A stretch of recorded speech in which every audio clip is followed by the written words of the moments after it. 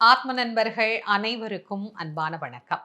நம்முடைய ஆத்மஞான மையம் யூடியூப் சேனல்ல தொடர்ந்து நம்ம பல பதிவுகளை சிந்தனை செய்து வருகிறோம். அந்த வகையில இன்னைக்கு கார்த்திகை மாதத்தினுடைய சிறப்புக்குரிய விசேஷமாக விளங்கக்கூடிய திருக்கார்த்திகை தீப திருநாளை ஒட்டி வருகின்ற பரணி வழிபாடு எப்படி செய்யணும் அப்படிங்கிற தகவல்கள் அனைத்தையும் வழிபடக்கூடிய நேரம், இந்த நாளில் வழிபடுவதனால் நமக்கு ஏற்படக்கூடிய நலன்கள் அப்படிங்கிற எல்லாவற்றையும் இந்த பதிவில் சிறப்பாக சிந்திக்கலாம் வாங்க.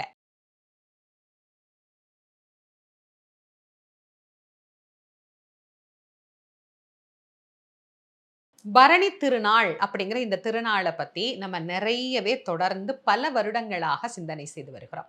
இந்த பரணி திருநாள்ல நாம தீபம் ஏற்றி வழிபாடு செய்கின்ற போது அந்த வழிபாடானது நம்முடைய பாவங்களை நீக்கி, அதாவது தெரியாமல் செய்யக்கூடிய பாவங்களை நீக்கி நமக்கு நல்ல ஒரு பிரகாசமான வாழ்க்கை நலனை தரும் அப்படிங்கிறது பொதுவாக இந்த நாளில் சொல்லக்கூடிய பலன். இந்த பாவங்கள் நீக்கிறதுல இருந்து நம்ம முதல்ல பார்ப்போமா? பாவங்கள்னா என்ன?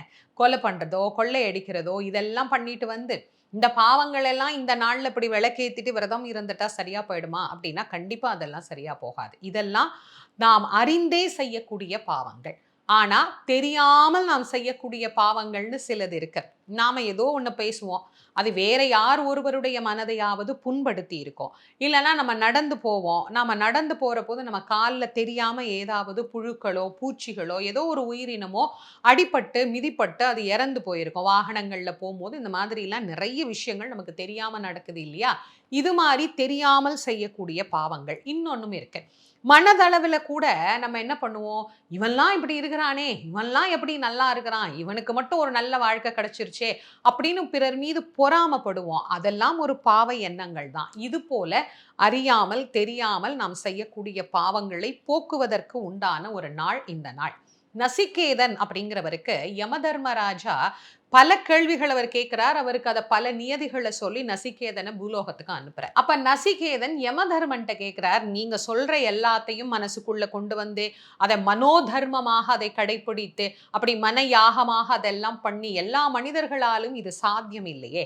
எல்லா மனிதர்களுக்கும் சாத்தியமா யமவாதனை இன்றி இந்த உலகத்தை வந்து அடைவதற்கும் பிறவா பெருநிலை பெறுவதற்கும் அவர்கள் உய்வதற்கும் ஏதாவது வழி சொல்லுங்களேன், எளிமையான வழி சொல்லுங்களேன் அப்படின்னு ஒரு மானுடராக நசிகேதன் யமதர்மனிடத்துல விண்ணப்பம் வைக்கிற போது பல விஷயங்கள் சொல்லி அனுப்புறார் யமதர்மராஜா. அதுல ஒன்றுதான் பிரியமான பரணி திருநாள். யமனுக்கு ரொம்ப விருப்பமான நாள் இந்த பரணி அப்படிங்கிற நாள். இந்த நாள்ல சிவபெருமான பிரார்த்தனை பண்ணி, ஏன்னா எல்லாத்துக்கும் தலைவனாக விளங்கக்கூடியவர் சிவபெருமான். அதனால சிவபெருமான பிரார்த்தனை பண்ணி யார் தீபம் ஏற்றி வழிபாடு செய்கிறார்களோ அவர்களுக்கு அறியாமல் தெரியாமல் செய்கின்ற பாவங்கள் நீக்கப்படும். அதோடு மட்டும் இல்லாது அவர்கள் முன்னோர்களுக்கும் இந்த உலகத்தில் நலன் கிடைக்கும். அந்த ஆன்மா இந்த இடத்துக்கு வருகிற போதும் அதற்கு நலன் கிடைக்கும். அதனுடைய எதிர்கால சந்ததியினரும் நலன் பெறுவார்கள் அப்படிங்கிற ஒரு மிகப்பெரிய விஷயத்தை அவர் மூலமாக இந்த உலகத்துக்கு சொல்லி அனுப்புறார். யமவாதனை எவ்வளவு கஷ்டமான ஒரு விஷயம். அந்த யமவாதனை அற்ற ஒரு அழகான ஒரு வாழ்க்கையை பெறணும் அப்படின்னு இந்த நாள்ல சிவபெருமானை வணங்கி யமனையும் ஆராதனை பண்ணி ஏற்றக்கூடிய ஒரு தீபமாக இந்த தீபம் அப்படிங்கிறது வந்தது. இது ஒரு பெரிய வரலாறு. வருடந்தோறும் இதை உங்களுக்கு நான் சொல்றேன். இந்த ஆண்டும் இதை நான் உங்களுக்கு சுருக்கமாகவே சொல்லியிருக்கேன். இதனுடைய விரிவான வரலாறுகள் பல ஆண்டுகளுக்கு முன்னாடியே நம்ம யூடியூப் சேனல்ல நான் பதிவு பண்ணியிருக்கேன். எப்படி இருந்தாலும் சரி, நாம் செய்யக்கூடிய நம்முடைய வழிபாட்டிற்கு எது சரியான காரணம் அப்படிங்கிறத தெரிஞ்சுக்கிட்டு அந்த நாள்ல அதை மையப்படுத்தி நாம் வழிபாடு செய்கின்ற போது அது முழுமையாக பூர்த்தி அடைகின்றது. அந்த வகையில பரணி திருநாள் யமதர்மனுக்கு உரிய விசேஷமான நட்சத்திர நாள்ல சிவபெருமானை வணங்கக்கூடிய ஒரு உன்னதமான திருநாள் இந்த பரணி திருநாள். பரணி என்று ஏற்றப்படுகிற தீபம் நமக்கு யமவாதனையை தீர்க்கக்கூடிய தீபமாகவும் நம் எல்லோருக்கும் நல்ல நலன்களை பாவங்களை நீக்கி புண்ணியத்தை தரக்கூடிய ஒரு பெருநலன்களை தரக்கூடிய ஒரு தீபமாகவும் இந்த தீபம் அப்படிங்கிறது அமைந்திருக்கிறது. இந்த பரணி திருநாள் என்னைக்கு வருது, எப்ப நாம தீபம் ஏத்தணும், எப்ப அந்த நட்சத்திரம் தொடங்குது அப்படிங்கிறத இப்ப பார்த்துட்டு வந்துருவோம். 2/12/2025 அன்று மாலை 6:24 ஆரம்பிச்சு 3/12/2025 மாலை 4:47 வரைக்கும் நமக்கு பரணி நட்சத்திரம் அப்படிங்கிறது அமைந்திருக்கிறது. திருவண்ணாமலையில பார்த்தீங்கன்னா, பரணி தீபம் 5 தீபம் ஏத்துவாங்க. அது எப்ப ஏத்துவாங்கன்னா, தீபத்தன்று அதாவது திருக்கார்த்திகை தீபத் திருநாள் அன்னைக்கு அதிகாலை 4 மணிக்கு. அந்த 3:30லிருந்து 4 மணிக்கு தான் அங்க ஏத்துவாங்க. ஆனா வீடுகள்ல பரணி தீபம் வந்து கோவில் முறைய கடைப்பிடிச்சு ஏத்தக்கூடாது. முதல் நாள் மாலை பரணி நட்சத்திரம் தொடங்கிற போதே நாம வந்து அதை ஏத்திரணும். வீட்டு முறை என்பது வேறு. கோவில்ல வழிபடக்கூடிய வழிபாட்டு முறை அப்படிங்கிறது வேறு.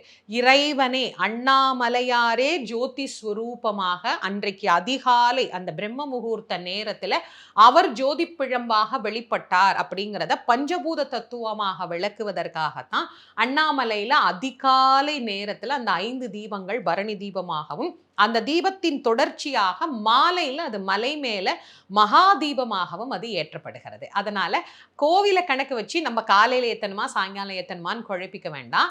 2ஆம் தேதி மாலை 6:30 மணிக்கு பரணி தீபம் ஏத்துனா சரியா இருக்கும். எப்போதுமே விளக்கேத்துற நேரம் 6 மணி அப்படிங்கிறத நான் உங்களுக்கு நிறைய நாள் சொல்லி இருக்கிறேன். ஆனா இந்த ஆண்டு பரணி தீபம் 6:30 மணிக்கு ஏத்துங்க. ஏன்னா பரணி நட்சத்திரம் வருவதே பார்த்தீங்கன்னா 6:20க்கு மேல தான் நமக்கு வருது. அதனால மாலை 6:30 மணிக்கு பரணி தீபம் ஏத்தலாம். பரணி அன்னைக்கு வீடு முழுவதும் தீபம் ஏற்றுவது என்பது ஒரு வழக்கம். பொதுவாவே பரணி, கார்த்திகை, பாஞ்சராத்திர தீபம் அதற்கு மறுநாள் 3 நாட்களும் வீடு முழுவதும் தீபம் ஏற்ற வேண்டும். இது ஒரு வழக்கம்.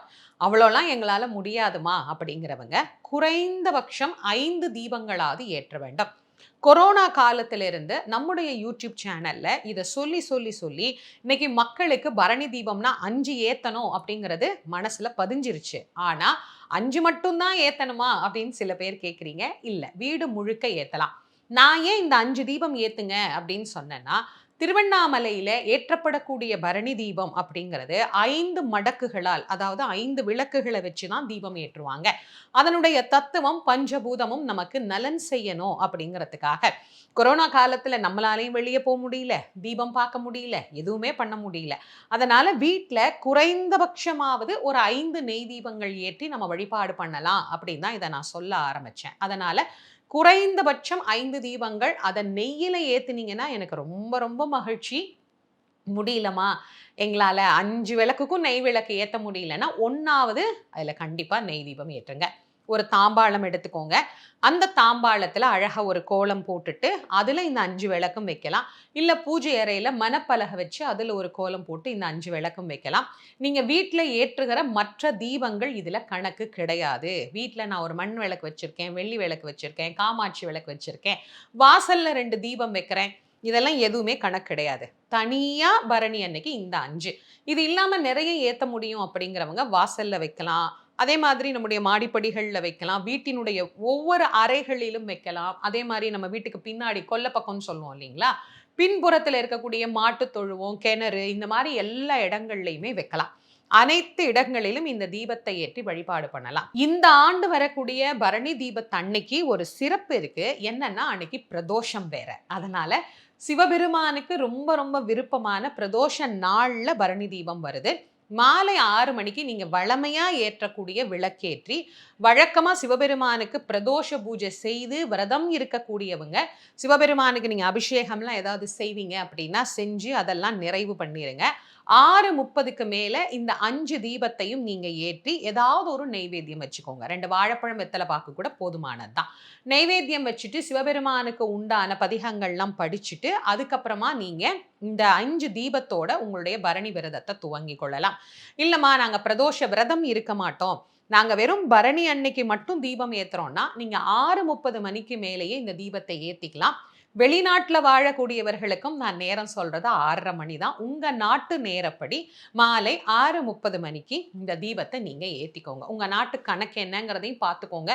பல நாடுகள்ல இந்த நேரங்கள் ரொம்ப வித்தியாசப்படும். பரணி நட்சத்திரம் துவங்கிருச்சான்னு பாருங்க. அந்த நட்சத்திரம் துவங்கிருச்சுன்னா நீங்க மாலை 6:30 மணிக்கு இந்த தீபத்தை நீங்க ஏற்றி கொள்ளலாம். இந்த ஞாபகம் வச்சுக்கோங்க. இப்ப இன்னைக்கு விரதம் இருக்கணுமா அப்படின்னு கேட்கறவங்களுக்காக நான் சொல்றேன். எப்பயுமே கார்த்திகை விரதம் நீங்க இருக்கிறீங்கன்னா பரணியும் இருந்து இருப்பது சிறப்பானது.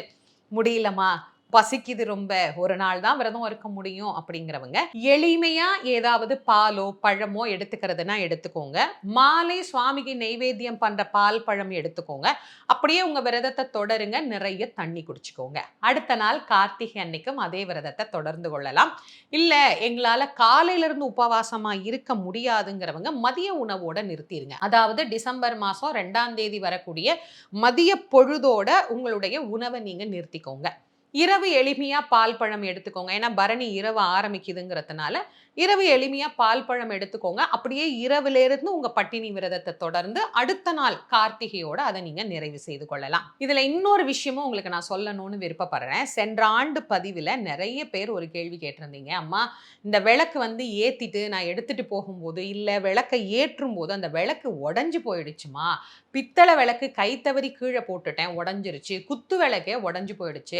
மண்ணு விளக்கு தாம்மா எடுத்துட்டு வரும்போது உடைஞ்சிருச்சுமா, ஏத்தும்போது உடைஞ்சிருச்சு. இந்த மாதிரி நிறைய பேர் அதில் பதிவு போட்டிருக்கீங்க.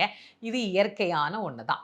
நான் நிறைய முறை நான் உங்களுக்கு சொல்லியிருக்கேன். இது போல ஏதாவது ஒரு செயல்கள் நடக்குது அப்படின்னா, அது மனதுக்கு நமக்கு ரொம்ப நெருடலாக இருக்கும். என்னடா ஒரு நாளும் கிழமையுமா இந்த மாதிரி ஆயிடுச்சே, இதனால நமக்கு ஏதாவது ஒரு பெரிய பிரச்சனை வரப்போகுதா அப்படின்னா, அதெல்லாம் எதுவுமே நீங்க பயப்படாதீங்க.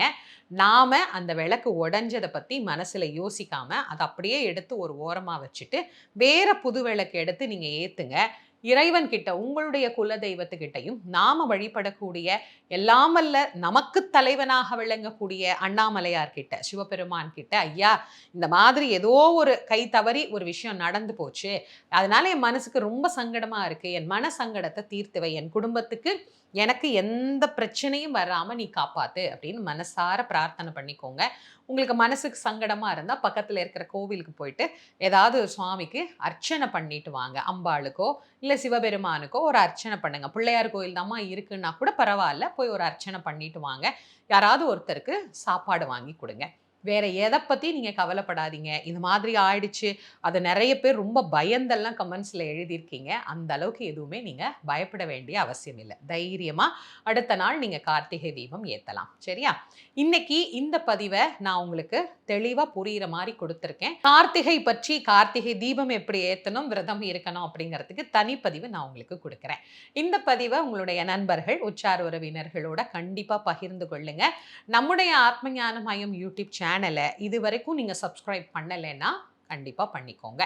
மீண்டும் மற்றும் ஒரு சிறப்பான பதிவில் உங்கள் அனைவரையும் சந்திக்கும் வரை உங்கள் அனைவருக்கும் நன்றியும் வணக்கமும் கூறி விடைபெறுவது திருமுருக வள்ளல் வாரியார் சுவாமிகளின் மாணவி தேசமங்கேற்கரசி. நன்றி, வணக்கம்.